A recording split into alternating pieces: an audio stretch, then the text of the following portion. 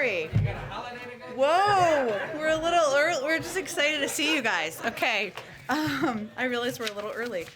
So good afternoon, everyone. Take your time if people want to shuffle into their seats. I know this briefing is a bit later than normal, but we wanted to make sure we had a special guest who could join us. And Energy Secretary Jennifer Granholm is here for, I believe, her third visit to the briefing room with us. Second? Okay. Today she's here to speak about the president's actions to make 50 million barrels of oil available from the Strategic Petroleum Reserve to lower prices for the American people. We'll turn it over to her. She is a bit of a time hard out, so she'll take some questions, and then we'll send her on her way, and we'll continue to do a briefing after that. I will turn it over. So much. Hello, everybody. Happy Thanksgiving to you all. So let me just start by saying I felt so honored to join the president's cabinet because I know his deep desire to make sure that we are doing everything in our power to reduce burdens for real people and to give opportunity to American families. And top of mind, of course, as you have heard today, is making sure that every American has access to affordable energy, both at home and at the pump. And while our Energy Information Agency, that's underneath the DOE, it predicts that we are going to turn the corner in 2022, the fact is right now that energy prices at the pump and at home are too high. This administration realizes that people are seeing this every single day as they go to work, as they fill their cars with gas, and we also recognize who's hurt the most from this. Low-income families already spend up to 30% of their monthly income on fuel, on energy.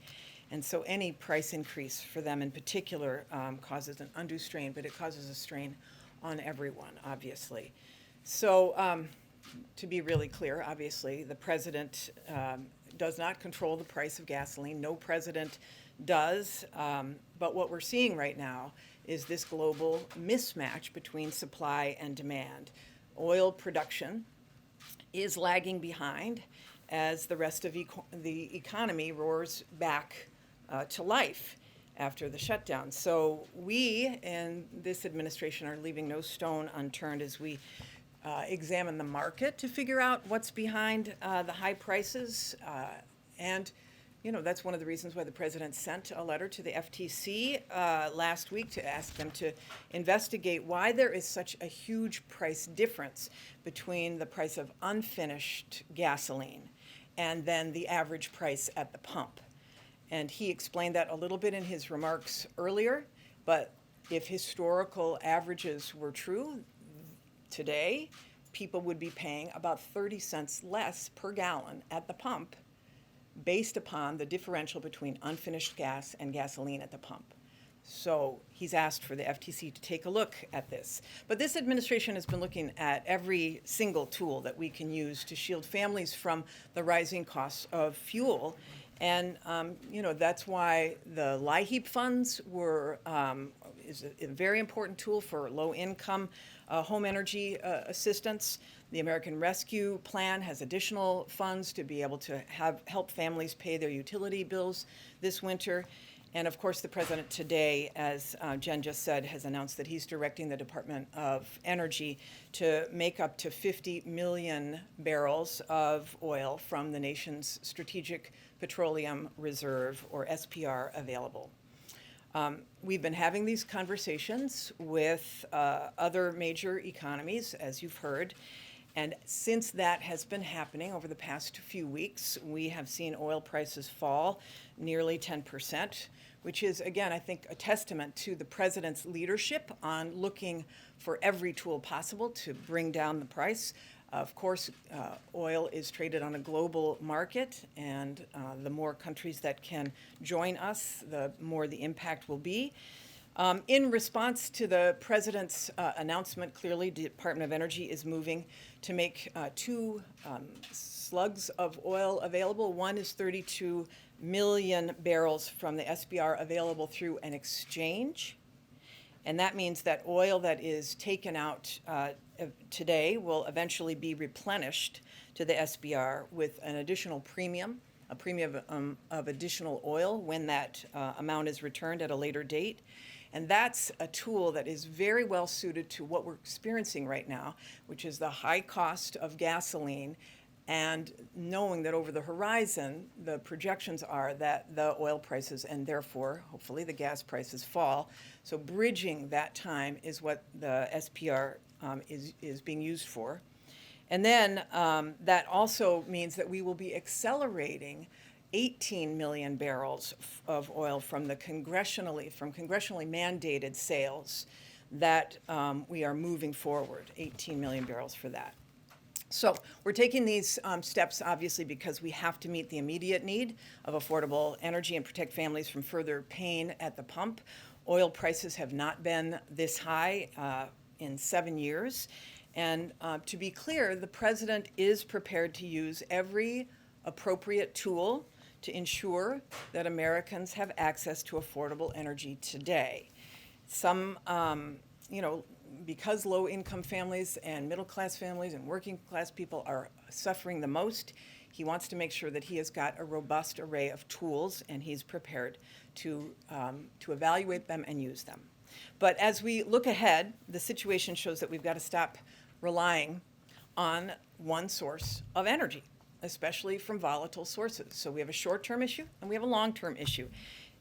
Relying upon volatile sources or relying upon fuel from countries that may not have our best interests at heart hurts the American people in the long and in the short run. So it's why we're working faster than ever to diversify our energy, to add more clean energy. It's why the president's vision of building out clean energy sources like solar and wind and hydropower and geothermal and advanced nuclear, that is the answer. That is the best strategy long term to protect American consumers from these energy price shocks. The bipartisan infrastructure law that was just signed is going to expand our infrastructure related to clean energy, the electric grid, so we can integrate more clean sources. It's also going to, that bipartisan infrastructure law, as you know, is going to help build a nationwide electric vehicle charging network.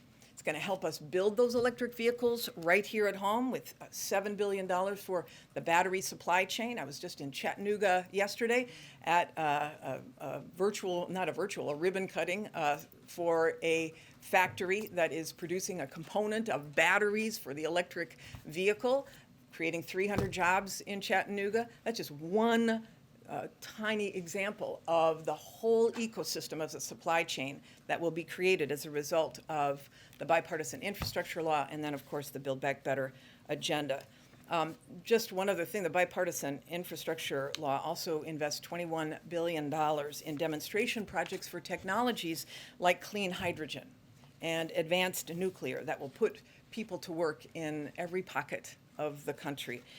And then, of course, what's really going to help us escape these energy price shocks in the long haul is the second part of the president's agenda, which is the Build Back Better agenda. And because the clean energy tax credits in that agenda will help Americans save an estimated $9 billion per year in energy costs. It'll make electric vehicles and other clean technologies accessible to every American.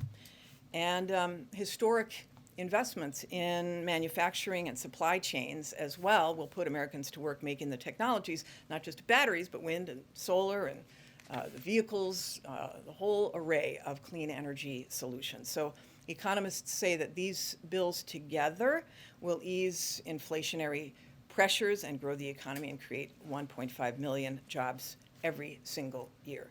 So we're laser focused on ensuring all of these benefits are realized as we aim to achieve the biggest thing that America has ever done to address the climate crisis. Our administration is deeply committed to tackling this existential threat by transitioning to clean energy while at the same time making sure that every American has access to affordable energy. So thank you so much. Happy to take your questions. Hey, let me just say, I think it would be helpful if you guys go sit in some of the seats that are open, if you don't mind, since there's some open seats. It would be great. Okay, Josh, why don't you kick us off? Secretary Granholm, thanks so much for doing this. EIA says domestically we're producing about 11 million barrels of oil a day on average. That's down from 12 million in 2019 pre-pandemic. Why hasn't domestic production returned in a way that would lower prices? Yeah, this is a great question, a really great question. We have 250 fewer oil rigs that are functioning today than we did before the pandemic. And yet, the oil and gas industry has leases on 23 million acres of public lands on and offshore. Over 9,500 permits have been issued that are not being used. At the same time, the energy industry is making enormous profits. They're back up to above where they were before the pandemic started. So they have taken advantage of that moment, the profits, to be able to engage in shareholder buybacks, for example. But we want to encourage them to increase supply.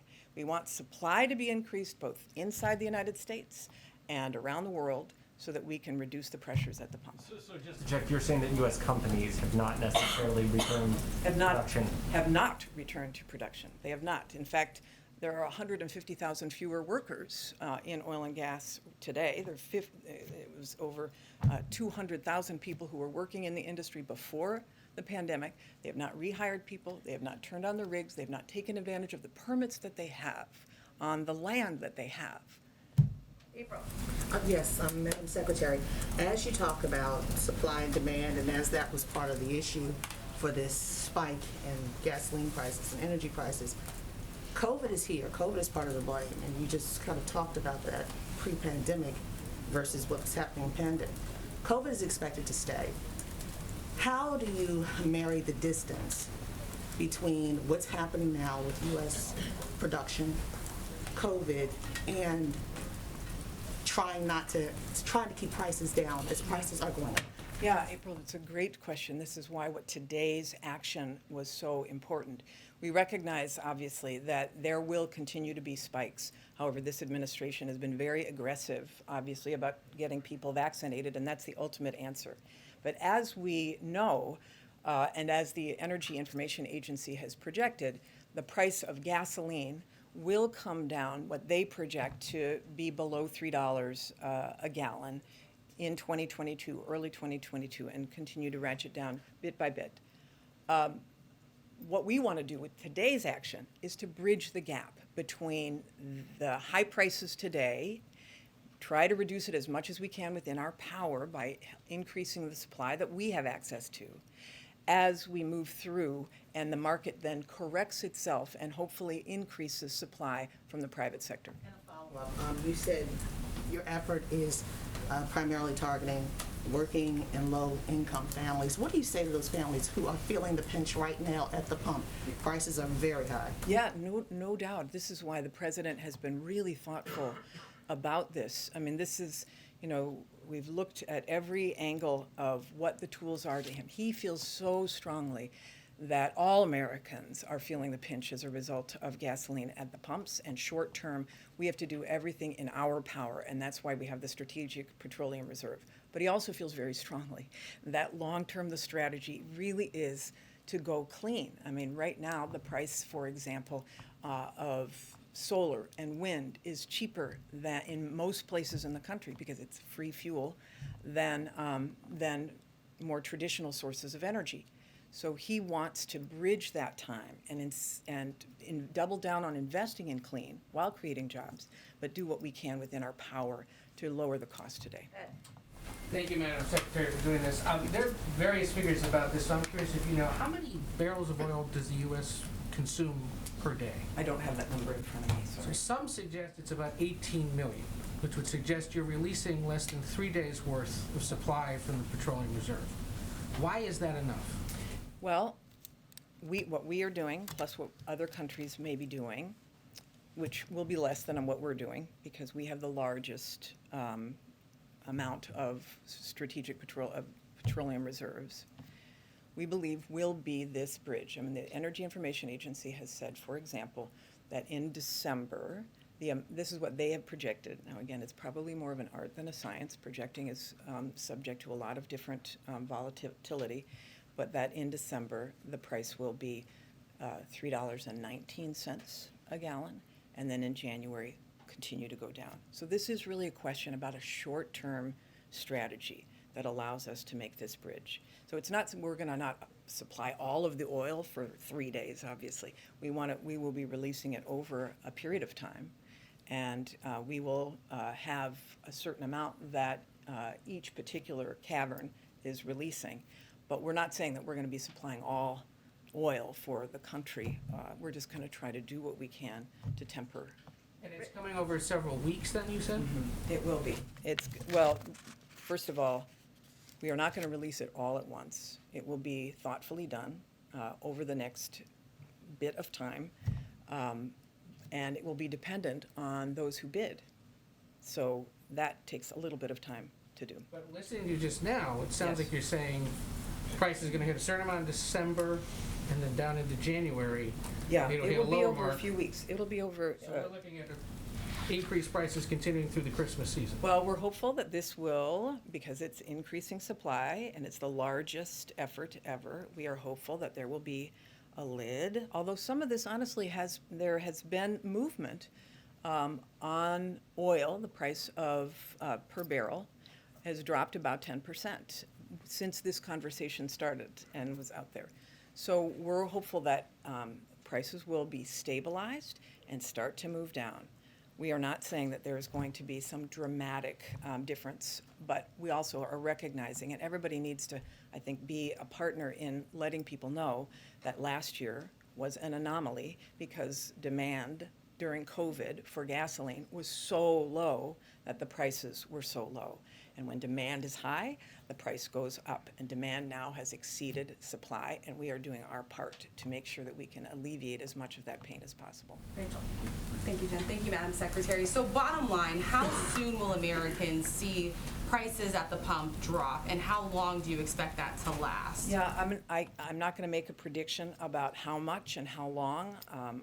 What I'm saying is that this is the largest amount that we've ever done, and it won't happen tomorrow, but it'll happen over the next few weeks that people hopefully will start to see the difference. Before the end of the year, before the Christmas holiday? I think that people will start to see some tick down over the next bit. But again, we want to make sure that the gas prices at the pump are not being held artificially high for some reason. So as I mentioned, it is unusual that the price of gas at the pump doesn't drop at the same rate as the price of unfinished gas.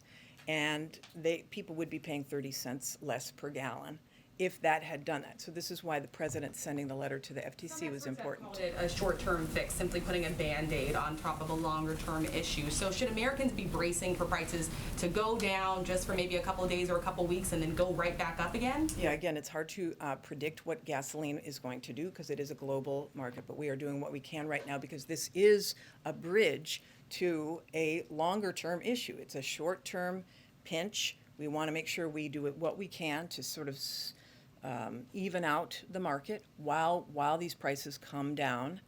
And in the long term, of course, the long-term solution is to build clean, and that's what we're doing. Let's try to do like one so that we can get more people. Alex, go ahead. Okay, I'll just link them together. Would you say this is like a one-off, or will this become policy for the U.S. to rebalance the market in this way whenever OPEC starts to keep supply tight? Yeah, I mean, this is an unusual situation because we're coming out of a once-in-a-century pandemic. And so we have a very unusual mismatch between supply and demand. I do know that the president has got a lot of tools that he is looking at, and those tools remain on the table. But this is an unusual situation. And one thing he mentioned, I'm sorry, in his speech was that China may do more as well. And I wondered if you could illuminate a little bit what he might be referring to. Yeah, I mean, China will make its own announcement, but I think the point is that the president has been doing everything he can to affect the global market as well by reaching out to allies who have, I mean, not everybody has a strategic petroleum reserve, and nobody's is as large as the United States. So. You addressed this in your comments, but I want to directly ask about are you concerned at all that the short-term message here for the short-term problem of please drill more oil undermines the administration with its long-term goal, which everyone talks about as a key goal of completely transitioning the country toward clean energy. I mean, it's two very different messages. It is, well, I mean, the message is that we are in a transition, and the transition does not happen overnight. And we recognize we're not going to flip a switch and be completely all clean because we haven't done the investment necessary. The president just signed the bill. So this is a short-term strategy to make sure that people are not hurting, and the long-term strategy to make sure that the country doesn't hurt into the future is to build clean. Monica, last one. You just mentioned, Madam Secretary, that the administration is still considering some other tools at its disposal. We saw the main one today. What are the other ones actively being considered and under what timeline? Yeah, I'll just say this, that the president has got a few options, and he will be the one to announce. All right. Okay. Thank you. Thanks, all right. Secretary Granholm, Thank for you, joining us appreciate it, and today. happy Thanksgiving again to everybody. All right, bye-bye. Okay. Couple more items for all of you, and then we'll try to get around to as many people as we can in the time we have left together. Yesterday, CISA and the FBI urged organizations to remain vigilant to ransomware and other cyber threats this Thanksgiving holiday. We've seen in the past that sometimes those threats, there's an uptick around holidays, so we're mindful of that. Their advisory is based on that. The advisory lists best practices and recommendations for organizations to implement, including multi-factor authentication, strong passwords, to identify IT employees for weekends and holidays in the event of an incident, and more. We urge organizations to take a look at this advisory and implement these best practices before heading into the holidays. And this info is available online at stopransomware.gov. Today, the Department of Health and Human Services began distributing $7.5 billion in American Rescue Plan payments to more than 40,000 rural health providers in all 50 states who serve Medicaid, Medicare, and CHIP beneficiaries. Healthcare providers in rural communities have historically faced significant financial challenges, which the pandemic has only made worse, and these payments are a key part of the administration's effort and commitment to keeping rural hospital doors open. Also wanted to note, as we gear up for Small Business Saturday this week, go to your local small businesses on Saturday, give it a little plug. We have good news from Etsy, which represents over 5 million small businesses. The Etsy CEO, Josh Silverman, said that Etsy sellers are, quote, well-positioned to meet customer demand. And according to survey data, Etsy small businesses are, quote, less concerned about supply chain challenges this year than they were last year. And Small Business for America's Future, which represents a network of 80,000 small businesses, says their owners are prepared to handle increased demands of the holiday season. In addition to these strong reports from small businesses, major retailers like Dick's Sporting Goods and Best Buy are also ready for Black Friday and the holiday season. Today, the Best Buy CEO said, quote, we are looking forward to a strong holiday season and believe we are strongly well-positioned for both what tech customers want and fast and convenient ways to get it. With that, Josh, do you have any more questions? I have just two more quick ones. First, what's the status of FARC? Is it being delisted as a terrorist group? I don't have any update on that. I'm happy to check with our national security team and see if there's anything we can get to all of you. Secondly, Apple is suing the spyware firm NSO Group. The U.S. recently blacklisted NSO. Does the administration have any additional thoughts on these foreign companies operating in the U.S. that might be snooping in on political activists, journalists, and dissidents? How do you protect people who use their phones and make them feel safe? Well, I will also talk to our national security team about this. I suspect we're not going to weigh in too much, given it sounds like it's a case of litigation. But I will say, broadly speaking, obviously we're trying to do everything we can to help prepare and provide guidance to private sector companies and entities out there, many of whom are providers to customers and provide services to customers as we head into holiday seasons, where we see upticks in cyber threats or ransomware attacks, to ensure that customers can feel confident and the American people can feel confident. And our view is that is a role the private sector and the public sector can and should play together. That's something we're uniquely doing in this administration that hasn't been done in the past. But I will check and see if there's more to offer on that as well. Alex. Thank you. Me, Alex. Okay. I was wondering Or another Alex. There's another one over here. Either way. I wanted to know if the U.S. has been in contact with Saudi Arabia or Russia about this move, and what has happened as part of those discussions. We have been in touch with OPEC member countries. As you know, there's an OPEC Plus meeting coming up next week, and we are certainly aware of that and mindful of that. We've been clear that our preference was producing countries take action, but we were clear we would also use tools, our own tools, to take action, meaning we were asking for an increase in supply, but also made clear in our conversations we would use our own tools as needed. As you know, we're not a party to OPEC Plus, and we, of course, can't speak to them, but we know that the world needs oil supply to meet the growing demand as the world emerges from the pandemic. OPEC Plus has said they will release an additional 400,000 barrels, and our hope and expectation is that they will continue and abide by that commitment when they meet next week. Go ahead, Jeff. The reserve was created for emergency purposes. Does the president believe that this is an emergency of an energy sake or more of a political crisis?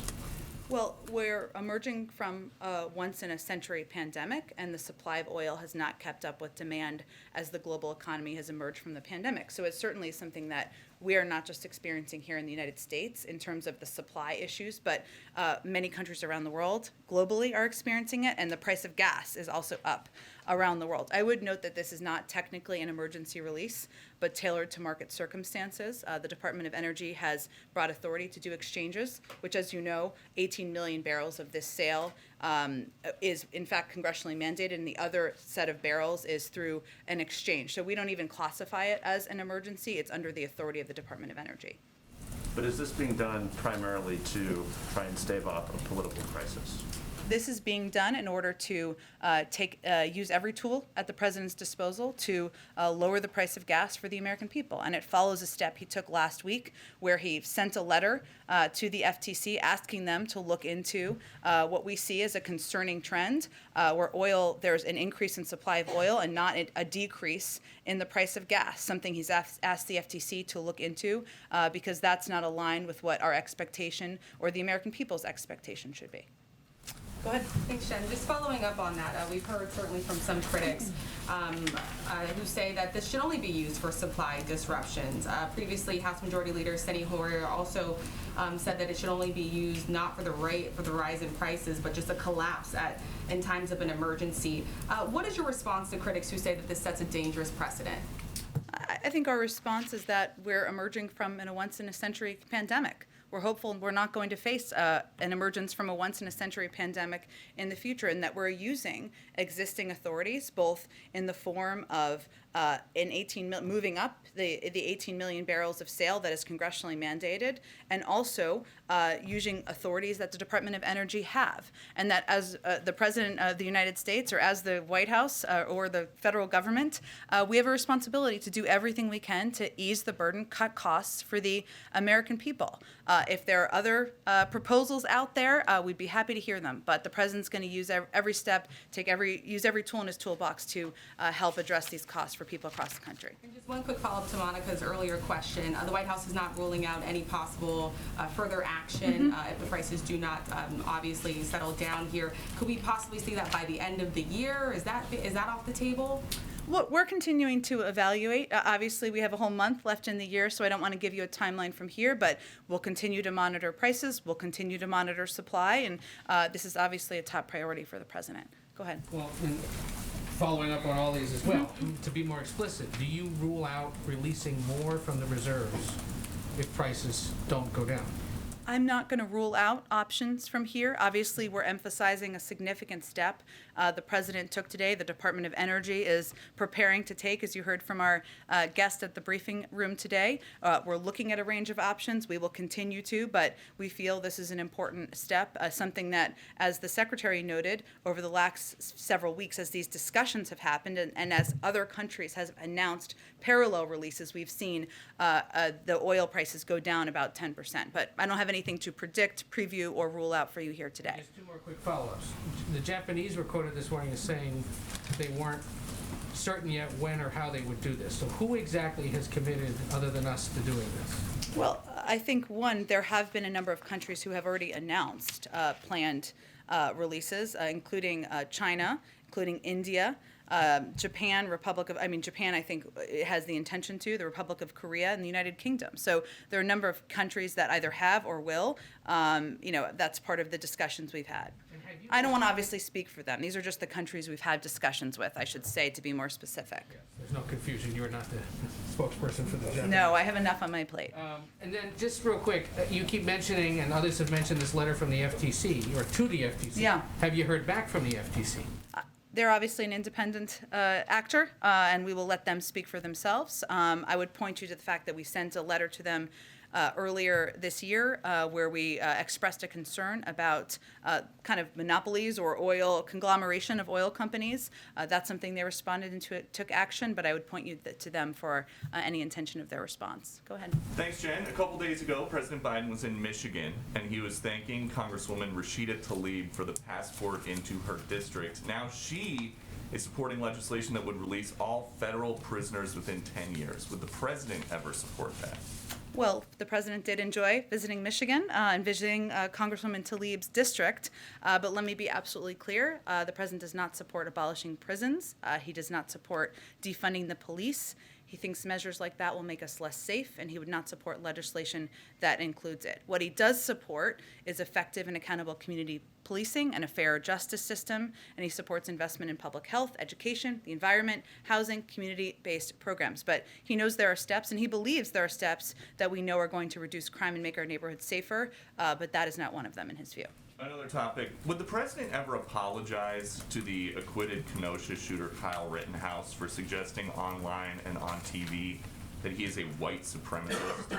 Well, let's be clear what we're talking about here. This is about a campaign video released last year that used President Trump's own words during a debate as he refused to condemn white supremacists and militia groups. And President Trump, as we know from history, and as many of you covered, didn't just refuse to condemn militia groups on the debate stage, he actively encouraged them throughout his presidency. So, what we've seen are the tragic consequences of that. When people think it's okay to take the law into their own hands instead of allowing law enforcement to do its job. And the president believes in condemning hatred, division, and violence. That's exactly what was done in that video. But if you're saying that it was just a campaign video, it wasn't. The president also gave an interview where he said this Rittenhouse was part of a militia coming out of Illinois. Have you ever heard this president referring to Trump say one negative thing about white supremacists? These are all things, none of this was proven in the trial.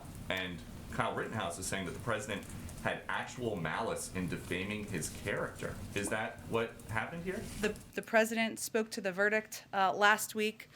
He has obviously condemned the hatred and division and violence we've seen around the country by groups like the Proud Boys and groups that that individual has posed in photos with. But beyond that, I'll leave it to his comments around the verdict. And then just one more topic. What message does it send to the middle-class Americans President Biden says that he's trying to help, who are struggling this week to cover the cost of the most expensive Thanksgiving ever, that the president is going to take a few days off at a billionaire's compound in Nantucket? Well, first I would say, I don't know if you've cooked a turkey before, but a 20-pound turkey is a pretty big turkey. I think we can all agree. They're about $1 more. So not to minimize that, any increase in prices is something the president is concerned about, as is evidenced by his announcement today and as his efforts to push forward on additional relief for the American people. But I just want to be clear that there are abundance of turkeys available. They're about $1 more for a 20-pound bird, which is a huge bird if you're feeding a very big family. And that's something that, again, we've been working to make sure people have more money in their pockets to address it as the economy is turning back on. But the president said today that he was sent here to look out for these working and middle-class families who are strained right now. So what should they read into him leaving now at this time of great personal financial hardship for so many to go to Nantucket for the week? Well, first I would say, Peter, that I hope you're spending time with your family. I'm spending time with my family, and I hope everybody in here is spending time with their families. This is a time to put politics aside, spend time with your loved ones, and talk about what you're grateful for. I will also tell you from spending some time working for this president and a past president that you are president no matter where you are. He will conduct his work from wherever he is, on any vacation, on any time he is in Delaware, at Camp David, or wherever he may be spending time with his loved ones.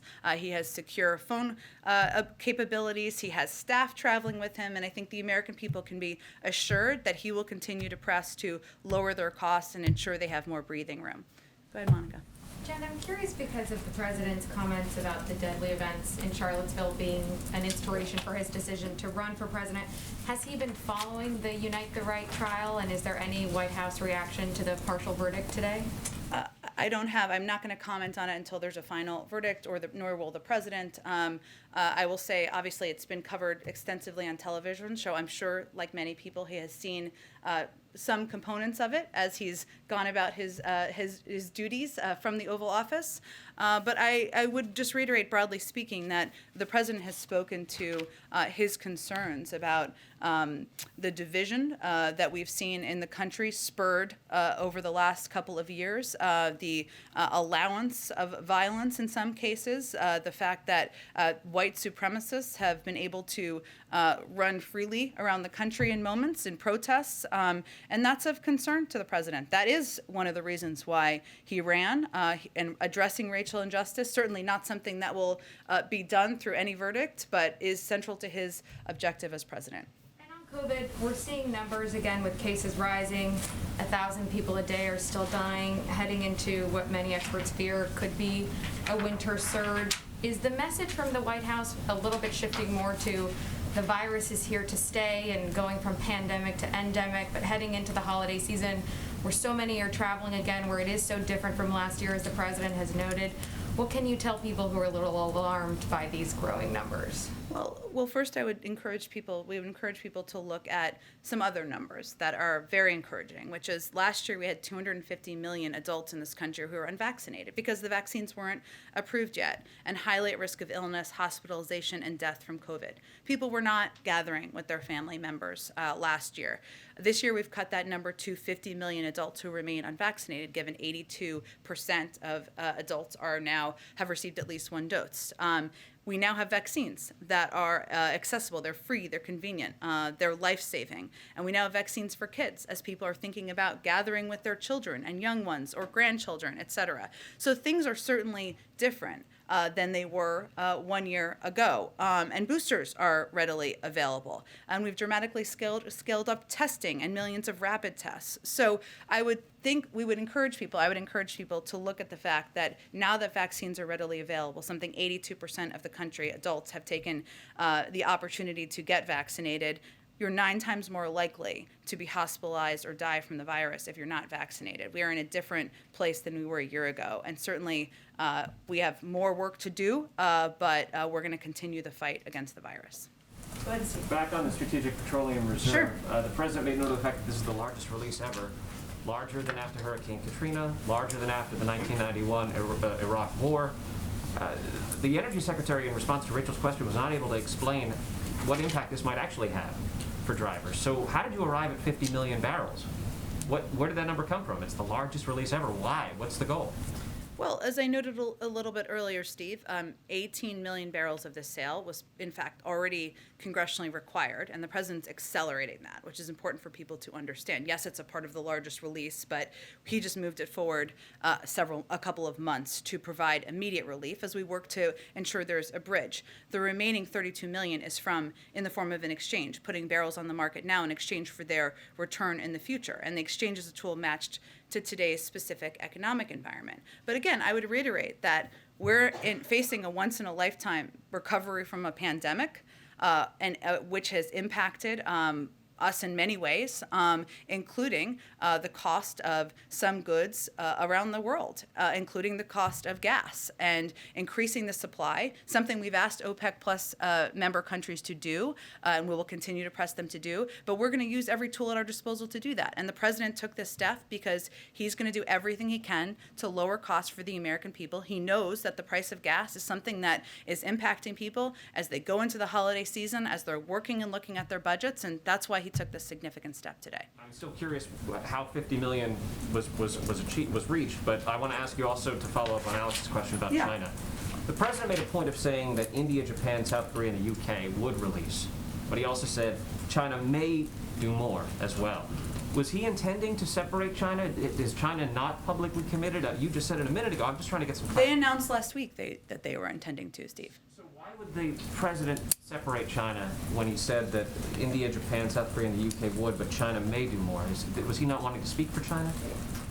He doesn't want to speak for any country, but again, he's had conversations, as our national security team has, with any of these countries, and we'll let them speak for any announcements they have to make. Go ahead, Alex. Did President Biden bring up this topic with President Xi when they spoke?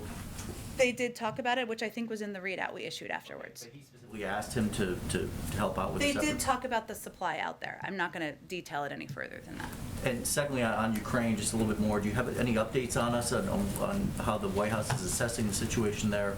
Are there any plans for a phone call, for example, with President Putin? I don't have anything to preview along those lines at this point in time. I will reiterate that we remain in very close contact with our European partners from the State Department, a range of levels from the President's National Security Team. While I have nothing to announce or preview today, I would just remind you all that we announced we'll be sending more than $60 million in security assistance during President Zelensky's visit to the United States earlier this year as part of the U.S.-Ukraine Strategic Partnership Agreement, and we have sent more than $400 million overall this year to support Ukraine's sovereignty. So I just wanted to note that, given that was some time ago, but that is something that we had committed to during that meeting, and we've repeatedly demonstrated under this president's leadership that we are willing to use a number of tools to address harmful Russian actions. And that is something we will continue to convey, obviously, through direct conversations and in coordination with our European partners as well. But just to follow up on that Ukraine question, Sure. Ukrainian officials have publicly called for more U.S. weaponry to help them defend themselves. And is the administration willing to do that? And would the U.S. provide military advisors to aid the Ukrainian government? We are in close touch with the Ukrainian leaders, but I don't have anything to preview today. Go ahead. White House officials have previously said they think inflation is transitory. Is that still the view of the White House right now? That's the view of the Federal Reserve and outside economic experts, most importantly. And secondly, in terms of gas prices, you talked a lot about bringing them down. Is there a specific price per gallon at the pump that the White House is aiming to get to or would be satisfied to see? We just want to continue to lower it, and we'll look at a range of tools to do that. I would note that because, as Secretary Granholm touched on, because of the discussions around the parallel release of the Strategic Petroleum Reserve, we did see a 10% decrease in the price of oil.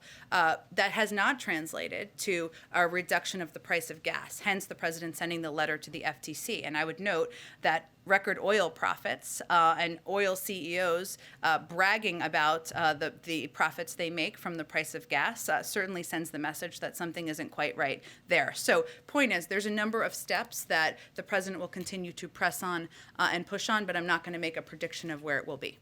Go ahead. Thank you, Jen. Two questions, if I may. The State Department is urging Americans to leave Ethiopia, not that commercial flights that remain available. You have to leave now. Now is the time to leave. Two State Department officials said yesterday the military will not be deployed for mass evacuation. Should we consider that diplomacy has failed or is failing in Ethiopia?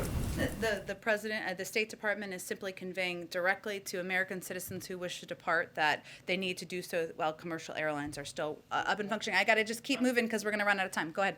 I'm sorry, I have to just keep going on. Go ahead.